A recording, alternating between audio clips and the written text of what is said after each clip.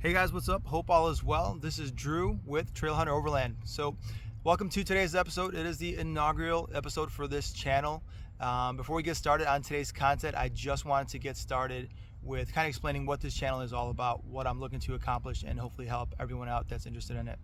So, I purchased a 2024 Tacoma Trailhunter in August of 24, just a couple months back, with the goal of building it out, putting on mods to be able to go overlanding with. So first goal of this channel is to share all of the positives and negatives of the mods that I've chosen, so you guys can hopefully avoid some of these pitfalls that I'm already experiencing and would have done differently if I had known some of these issues. And two, share with you guys my experience with going overlanding, as I am a novice with two little kiddos. My son and daughter are 6 and 3 respectively, and so I'm sure that's gonna pose its own significant or unique challenges and obstacles. So I want to share all that with you guys, and how overlanding, or what the experience of overlanding is with some young kiddos and just starting off. So that's basically what I want to share with you guys. Before we get into the content for today, I definitely want to share that I am not a professional speaker or a professional videographer or content creator. So just a quick heads up on that. All the material is more than likely going to be just raw footage as it comes out, without any type of editing. So just give me a little bit of grace. Sincerely appreciate it. So with that being said, let's get started on today's content, which is a handful of mods that I've already made and what I think of them, what I would have done differently. Alrighty. Yeah, definitely love this automatic gate popping up and down. So first thing that I want to kind of draw your guys' attention to, and you'll probably notice that over here there is no badging right there, and that is because I did get this vehicle wrapped with PPF. Specifically, the brand is called Expel, and I gotta say I freaking love it. It is in Stealth, which is basically a matte, and it pops so well. So obviously the purpose for that is to make sure that the paint is protected, that it doesn't get scratched up with pin lines as we're going through different types of, wooded areas, and just in general, rocks and so forth, whether it's on the underside, the front, wherever any type of jet damage could occur from things flying up at the vehicle. That's basically what this PPF is for. And Expel, great brand, it has a 10-year warranty, so definitely something that I would recommend.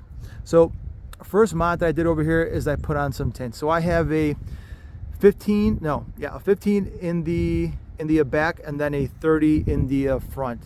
So one of the things that I definitely want to say is I would have got probably a 5 in the back, darker, because nobody needs to see my kids, and I probably would have got a 15, which is in the back in the front, because you can see pretty easily, and that's not something that I necessarily wanted. Obviously check with your local laws. Alright guys, so I'm going to freeze this video here really quick for just a second so I can get you some information that I had forgot to mention while I was making this video. And so for future reference, I am going to be doing this. I'll kind of freeze frame it, put in like a black and white type of screen, and mention some important details if I happen to do this in the future. So with that being said, in this instance over here, I did want to mention that I did choose ceramic tints for this versus the standard tints. So I want to go over as to why I did that. One, and primarily, is for the enhanced clarity and visibility that ceramic tints give you versus the regular run-of-the-mill tints. So one, you're definitely going to have better optical clarity, you're going to have reduced glare, and so this is going to be important, especially when it comes to nighttime driving. The other things that are commonly associated with ceramic tints is that they have better heat blockage, and so they're not going to have as much particles or solar heat particles come in, and they're going to be able to bounce them off. So they're basically more effective than your standard ones. However, do keep in mind, if you don't tint that front window, I mean, you're still going to get that heat coming in through that front windshield. Secondly, UV protection. So outside of the heat, you're also going to be, from a health standpoint, kind of protecting your skin and also your interior. The upholstery, the dashboard, that'll fade. But again, keeping in mind, if your front windshield's not done, then it is going to get on that upholstery, that dashboard, and over time, that is going to cause it to dry up and crack. Next thing, signal interference. So ceramic tints, they don't contain any metal, so they're basically ensuring that all your electronic signals pass through without any disruption, versus your regular tints. Usually they're metallic or have metallic parts in them. And so that's going to have issues with your GPS, your mobile phone reception, radio signals, and especially when you're, going overlanding, that may be an issue where you're going to have to stop, get out the car to make sure that you have better reception. And increased visibility, or not visibility, but durability. It's going to resist fading, bubbling, discoloration over time, and basically maintain its appearance. So again, with choosing how dark you're going to go with your tints, keep in mind both the local laws and how heavily they enforce them. I found that cops usually have better things to do with their time than worry about tints, but you guys are going to know better about your areas. And then lastly, when you are choosing, think about that you may go too dark. If you go too dark, then the type of issues that you're going to have primarily are going to be with visibility while driving at night. So just a heads up on those couple things, and back to the video. Just giving you a look as to what it looks like, and honestly, this video is probably not going to do it justice because this stealth wrap definitely is flipping awesome. And I'm probably not going to be able to showcase this too much, but I already have some scratches from rocks. Where is it at? There we go, right here. And also the other aspect about this Expel wrap is that it's self-healing. So as it heats up, that entire thing should dissipate. So that's something that I'll touch base with you guys later on and see if it did.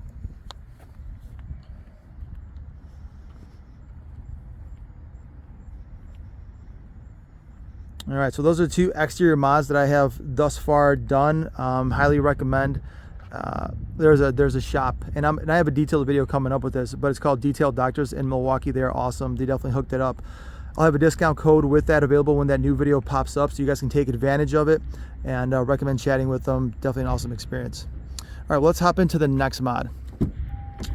So as I mentioned, got 2 little kids, so need to get some seat covers, keep these awesome seats taken care of. So the seat covers that I got, and I will be changing these up front, even though they do look cool. I like the material, I like the quality.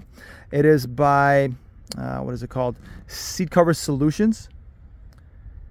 And the issue that I'm having is they just don't fit.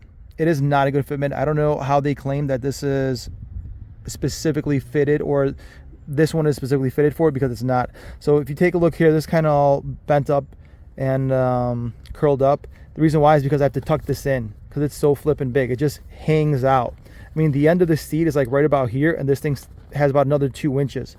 So every time I come in, I sit, the whole thing kind of raises and pops up. It's pretty annoying. So to kind of deal with that for now, until I get a new set, I'm just tucking it in to the plastic part right next to it, and that I just have to be careful when I come in and out, because otherwise, the whole thing kind of folds over. So I like the material. I like the way it feels. The issue is the fitment just isn't there. So definitely would not recommend myself these seat covers. Again, Seat Cover Solutions. So in the back, also pretty annoying. As you can see, this thing doesn't cover it up. It doesn't wrap around the sides, and so this thing is just flappy. Like, look, the entire thing can come to its side. Now granted, my goal is just to make sure that the kids don't sneeze, mess everything up, kick everything, and damage the actual seat. So this still functions in that way, but from an aesthetic standpoint, it's just not something that I was expecting. So again, I definitely am looking for any recommendations if you guys have some ventilated seats, because that is something that I was looking for, and these are that, or at least the ones in the front are, to allow that cool air to pass. So that's that. And just take a look back here. I mean, this is that center back seat. I mean, it's all curled up. I mean, that just looks pretty ridiculous. I mean, it functions properly right now, but again, for aesthetic purposes, I am looking for another set of seat covers to take care of that. All right, let's go in to check out some of these mods over here. So first is this phone holder, and functions well. I like it. It's out of the way. I did decide to put it on the other side of the infotainment system, and that is primarily because I didn't want everything jumbled up in one place, taking my attention away. So I do like this as far as placement. The issue that I have with it is that this long arm basically creates more vibration from the vehicle, which sucks, because then when you're taking a look at your screen, the whole thing is bouncing up all over the place. So I'm definitely going to be getting a smaller one. It's probably going to be vehicle armor. No, not vehicle armor. It's something phone armor or other. And that's definitely shorter and more stable. So that's something that I am going to be using over there. Next thing is a safe. I definitely recommend that if you got some little ones and you carry firearms or anything else for that matter that you don't want them getting into, or if you want to leave in the vehicle and you want to make sure that it's safe, that is an awesome feature. And what you've probably already seen, and that is my Netflix, which is already up here and running. So what I have, and maybe I'm going to hop over from the other side, let's see if I can't reach it here though, is a magic box. And this is kind of where I placed it because this USB-C then connects straight into the infotainment system. I have some Velcro over here to keep it nice and flush and out of the way, and this is what powers it, and this is where it runs off of Wi-Fi. I love this thing. Again, main reason why I got that is for the kiddos, so they can watch whatever show that they want off of Netflix, and not just Netflix. Honestly, like you can run tons of different apps, whether it's YouTube or Amazon Prime, or the one that I also like, and that is Apollo. So I'm not sure if you guys heard about this, but I'll give it a little bit of a plug. It is awesome. There are tons of different videos that are even still in theaters or different subscriptions that I would highly recommend checking them out. Because if you want to watch, for example, the new Wolverine and Deadpool movie, you can definitely do that as well. It may take a while to load though, but awesome setup. One of the other reason why I do like it, now obviously this is not for the individual that is driving, but whether you're driving or not, this thing can run movies. It can jump back to your Android Auto or Apple CarPlay, and you can use it while you're driving as well as when it's stationary.